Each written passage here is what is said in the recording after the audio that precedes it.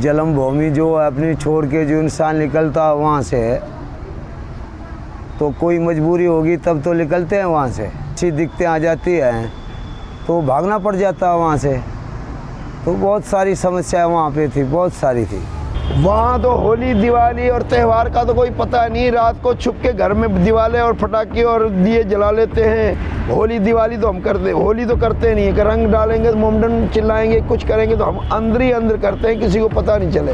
ये इशू हो जाए तो लड़ाई हो जाती है, कुछ हो जाता है, इसीलिए धर्म का वहाँ पता नहीं है। वैसे धार्मिक स्वतंत्रता अगर हम कम शब्दों में कहें तो वो वहाँ पे इनके लिए नहीं है। ये खुले तौर पे वहाँ पे दिवाली नहीं मना सकते, ये खुले तौर पे हिंदू वहाँ का होली नहीं मना सकता। अगर घर पे कोई नया घर बना रहा है और पूजा कर रहा है और पूजा का धुआं अगर उड़ के किसी मुस्लिम के घर में भी चला गया तो वो भी आके फिर इन पे प्रताड़ना करता है, इनको उल्टा सीधा बोलता है। सबसे ज़्यादा तो लूट मार वाला ही था मामला। लूट लेते थे, मार लेते थे, ठीक है, और किसी की बच्ची उठा लेते थे तो उसकी कोई सुनवाई वगैरह नहीं होती थी। बाड़ी खेती के हम उधर ही काम करते थे, इधर भी करते हैं। उधर कोई हिसाब किताब नहीं दे रहे थे, हिसाब किताब नहीं दे रहे थे, दिक्कत थी। एट्रोसिटीज़ की लेवल बढ़ गई है, एट्रोसिटीज़ की संख्या बढ़ गई है, एट्रोसिटीज़ की इंटेंसिटी बढ़ गई है इतनी तीव्रता से। हमारा एक कार्यकर्ता वहाँ था बेचारा, उसका मैं नाम नहीं ले सकता हूँ, उसको मार मार के उसकी बॉडी में 23 फ्रैक्चर किए गए। वो आज चलने लायक नहीं है वो व्यक्ति, और जवान लड़का 27 साल का। कुछ गुंडे क्लिनिक पे आए थे वहाँ पाकिस्तान में, तो एक साल में मुझे 2 बार अटैक किया था कुछ गुंडों ने पिस्टल की नोक पे कि आप हिंदू या भील होते हुए यहाँ कैसे प्रैक्टिस कर सकते हैं या कैसे डॉक्टर बने हैं आपका तो डॉक्टर बनना ही नहीं है, आपको तो या तो किसी की गुलामी करनी है या कोई आप हमारे कोई भी लो कैटेगरी के काम वो ही करने हैं। 15-20 मिनट के अंदर अंदर उन लोगों का पूरा गैंग आता है और पूरी हमारी हॉस्पिटल में तोड़फोड़ करता है। सर मेरे पे 2 बार अटैक हुआ था पिस्टल की नोक पे, तो उनको पकड़ने की ऐसी कोशिश की तो फिर उन्होंने फायर कर दिए, जिसमें 2-3 बुलेट्स मेरे को भी लग गई और भाई मेरे वहाँ पे मौजूद थे उनको भी लग गई। और ये कंडीशन थी वहाँ की कि कुछ गुंडे बदमाश घर पे आए, उन्होंने मेरे अंकल को, रियल अंकल को किडनैप कर लिया और किडनैप करने के बाद 3-4 दिन तक वो गायब भी था और उस किडनैपिंग की फिरौती मांग रहे थे, फिरौती दें या इसको हम मारेंगे। लेकिन जैसे तैसे फिरौती तो हमारे पास थी नहीं, पैसा तो था नहीं, लेकिन उनको अंकल को बहुत ज़्यादा टार्चर किया, मारा पीटा और फिर बड़ी मुश्किल से वो कैसे पता नहीं जान बचा के भाग के उस चंबल से वो निकला। लूट मार होती थी, ठीक है, जैसे कोई मोटरसाइकिल वगैरह है या कुछ भी है या कोई डाकू आ जाते थे घर में तो उसकी कोई सुनवाई वगैरह नहीं होती थी, ना रिपोर्ट ना पुलिस वगैरह कुछ नहीं, ठीक है। फिर वहाँ पे रहने का क्या फ़ायदा जहाँ पे इंसाफ ही नहीं मिले। देखिए दुर्भाग्यवश जो कोरोना काल हुआ है इसमें मार्च 2020 से लेके अब तक यानी लगभग 18 महीने में 20 महीने में 9000 पाकिस्तानी हिंदू फैमिलीज़ इस्लाम ग्रहण कर चुकी हैं। खाना, बच्चे को खाना भूखा मरते हुए तो नहीं देख सकता ना कोई भी, कब तक वो धर्म की बुत गुहार लगाएगा। रोते रोते फ़ोन आते हैं वहाँ से कि साहब हमें धर्म परिवर्तन करना पड़ रहा है। वहाँ इस्लाम कंट्री है तो कन्वर्जन का प्रेशर था, हमें ज़रूर धमकियाँ भी मिल रही थी कि आप जो है या तो कन्वर्जन हो जाओ तभी आप ये डॉक्टर बन के अपना यहाँ पेशा कर सकते हैं। महिलाओं का साक्षरता लगभग शून्य है, क्योंकि कोई अपनी बहनों को, बेटियों को वहाँ पे स्कूल नहीं भेजना चाहता, क्योंकि कब अपहरण हो जाए ग्रामीण परिवेश में और शहरी परिवेश में कोई गारंटी नहीं है। कि अभी मेरी बेटी भी 8-9 साल की है, कोई जिहादी गन पॉइंट पे मेरी बेटी को मुझसे छीन के ले जाए और सेम डे अगर वो उसका जबरन धर्मांतरण करवा के और 4 गुना 5 गुना बड़े उम्र के आदमी से उसका निकाह करा दे, तो एक पिता होने के नाते मेरा जीवन लगभग समाप्त हो जाएगा। तो अलग अलग स्टेट्स में इनका लेवल ऑफ प्रोसिक्यूशन अलग अलग है, बट मोटे तौर पे यूरोपियन यूनियन पार्लियामेंट की रिपोर्ट एक कहती है और अभी भी एक ब्रिटिश पार्लियामेंटेरियंस की रिपोर्ट आई है कि 3 हिंदू बच्चियां प्रतिदिन पाकिस्तान में उनके घरों से उठाई जाती हैं। ये हिंसा और ये बलात्कार तो हमारे समाज के साथ आज 21वीं शताब्दी में 2021 के अंदर हो रहा है, हमारी नाक के नीचे, हमारी आंखों के सामने। देखिए ये एक नेक्सस काम करता है पाकिस्तान में, मीर पीर वडेरा जागीरदारों की यानी वडेरों की प्राइवेट जेलें हैं, उनको पनिश करने के लिए अपनी जेलों में रखते हैं, इनकी बच्चियों को भोगदासी बना लेते हैं। और मीर यानी पूर्व राजा, यानी जागीरदार पूर्व राजा और पीर, दरगाहों के चिश्ती, मौलाना, मुल्ला, मौलवी, पीरजान सरहंदी, मियाँ मिट्टू, ये ऐसे लोग हैं जिनके आपको यूट्यूब पे वीडियोस भी मिल जाएंगे कि 10 लाख काफिरों को मुसलमान बनाने के लिए मुझे अल्लाह ने भेजा है। और कोई भी हिंदू बच्ची उठाई जाती है तो अगले दिन उसका वीडियो आ जाता है इनकी दरगाह में कलमा पढ़ते हुए, बाय फोर्स कलमा पढ़वाया जाता है। अब कितने ही सारे केसेस हैं। तो ये जो नेक्सस है ये हिंदुओं की तबाही के लिए, सिखों की तबाही के लिए, माइनॉरिटीज़ को ख़त्म करने के लिए वहाँ पे काम कर रहा है। ये बहुत ही स्ट्रॉन्ग नेक्सस है और इसकी पॉलिटिकल पार्टी है पाकिस्तान पीपुल्स पार्टी, जो दिखने के लिए बहुत मॉडरेट और सेकुलर पार्टी बनती है, लेकिन सिंध पे वो कई सालों से राज कर रहे हैं। आई थिंक 30-35 साल से उनका कंसिस्टेंसी से वहाँ पे सरकार है, हुकूमत है, लेकिन वहाँ एक भी बच्ची लौट के वापस माता पिता को प्राप्त नहीं होती है। और अभी एंटी कन्वर्जन लॉ भी लाए थे सिंध की असेंबली में, एक प्राइवेट मेंबर लेके आए थे, मतलब एक प्राइवेट मेंबर बिल लाए थे।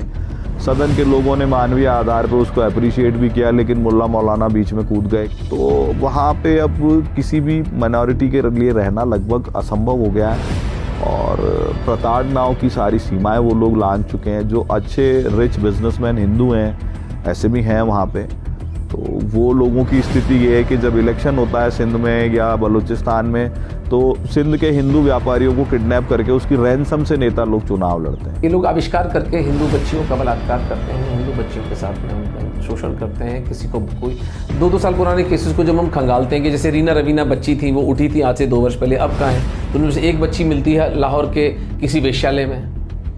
ऐसे तो आपने बड़ी गाजे बाजो शादी की थी और कहा था इस्लाम कबूल कर लिया और ये हमारी हो गई है, और आज वो एक वेश्यालय में बैठी हुई है वो बच्ची।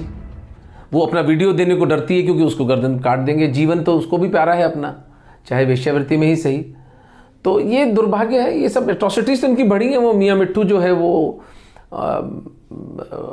और भी खुल के खेल रहा है। One desperate Hindu father did wage a high-profile legal battle. Hari Lal alleged his 2 teenage daughters were kidnapped in March 2019 and forcibly converted. Authorities eventually agreed to investigate after he threatened to kill himself outside a police station, and the video went viral. Latest, a 14-year-old girl was kidnapped, forcibly converted and even married to her abductor Abdul Saboor in Sindh province's Mori district. दिन दहाड़े हिंदू बेटियों को अगवा किया जाता है, उसके बाद उनका जबरदस्ती धर्म परिवर्तन करके मुसलमान बना दिया जाता है। उन्होंने बोला मैं मुसलमान हो गई, ना हमें मिलाया गया है, ना हमें कोई पता है। 5 दिन से हमें ये रुला रहे हैं, पता नहीं उनसे हमारी बेटी से उन्होंने क्या 5 दिनों में पता नहीं कितना जुल्म किया होगा।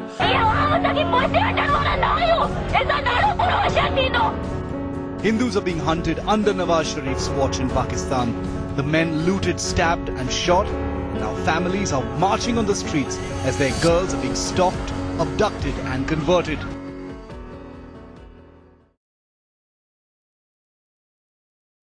ये जो बच्चियों के विरुद्ध फोर्स कन्वर्जन, किडनैपिंग, अडक्शन, ये सब चीज़ें हो रही हैं, हम कहते हैं कि ये स्टेट स्पॉन्सर्ड है।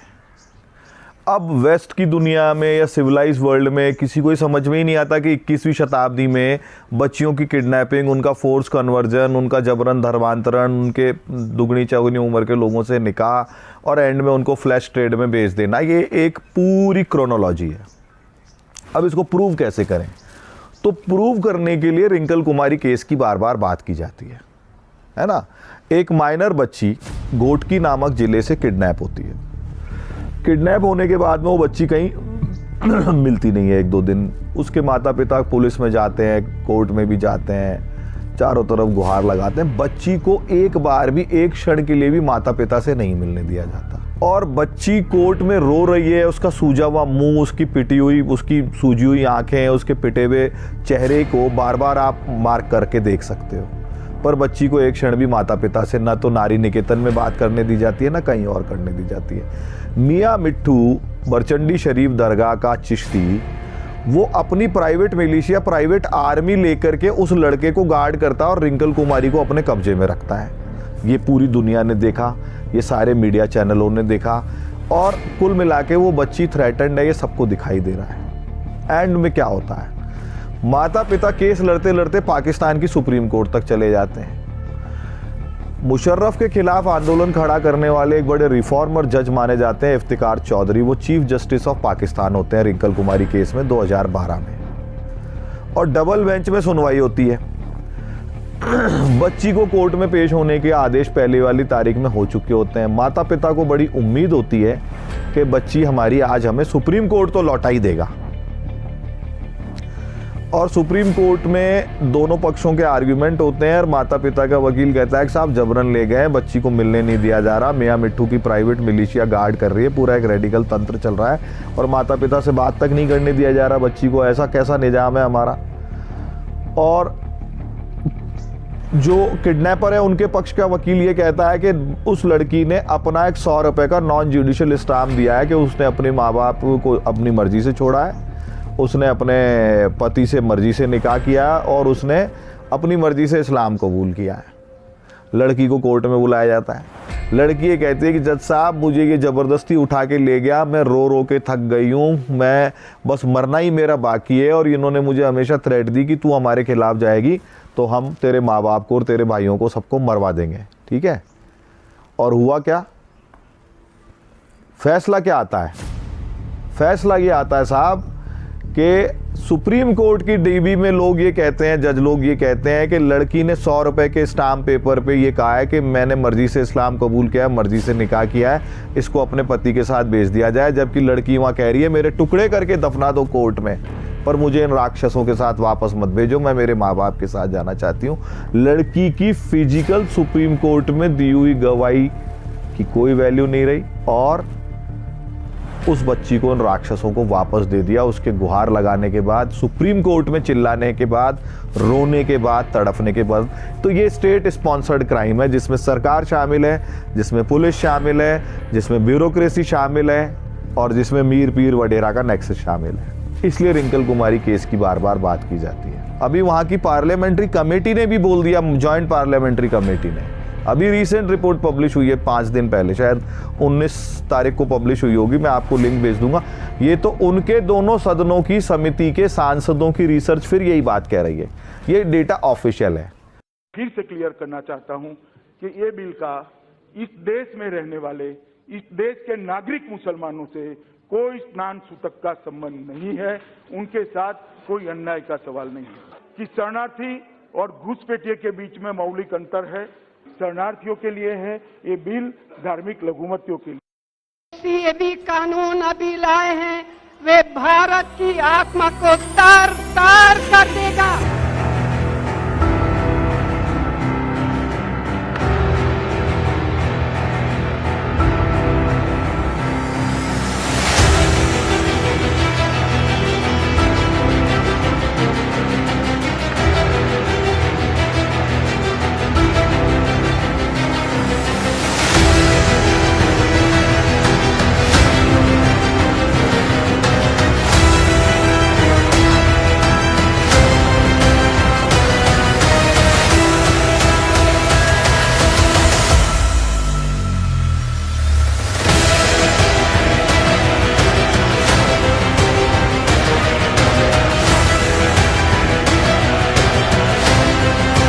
ये तो शुद्ध मानवीय काम था, न क्षेत्र बदला, न लाभार्थियों की कैटेगरी बदली, तो भैया ये एंटी मुस्लिम कैसे हो गया कानून? अगर ये एंटी मुस्लिम है तो नेहरू ने मुसलमानों का नाम नहीं लिखा था, तो इसका अपराध तो नेहरू के सिर है, मोदी के सिर कैसे है? कॉम्प्लिकेटेड कॉगमायर ऑफ सिचुएशन कि CAA जितना करुणापूर्ण कानून भी जिस तरह से भद्दा बनाकर शाहीन बाग यहाँ बिठाए गए।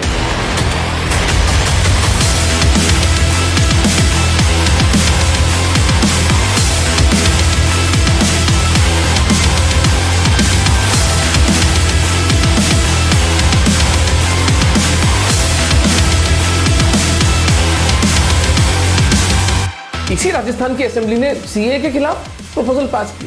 यही पंजाब की असेंबली CAA, तुम्हें मोहन सिंह की बेटी जगजीत कौर धर्म परिवर्तन करती हुई, कलमा पढ़ती हुई यूट्यूब पे वीडियोस पढ़े दिखाई नहीं दी? तुम्हें यूरोपियन यूनियन पार्लियामेंट की रिपोर्ट दिखाई नहीं देती है? हमारे भील, मेघवाल, इंटीरियर में फंसे हुए निर्धन, दलित, ट्राइबल हिंदू, उनकी बच्चियाँ चली जाती हैं भैया, उनकी क्षमता नहीं है थाने में जाने की। अनरिपोर्टेड केसेस इससे 10 गुना ज़्यादा है। देखिए अफ़गानिस्तान में तो अब ख़त्म हो गया परसिक्यूशन, क्योंकि वहाँ पे कोई बचे ही नहीं।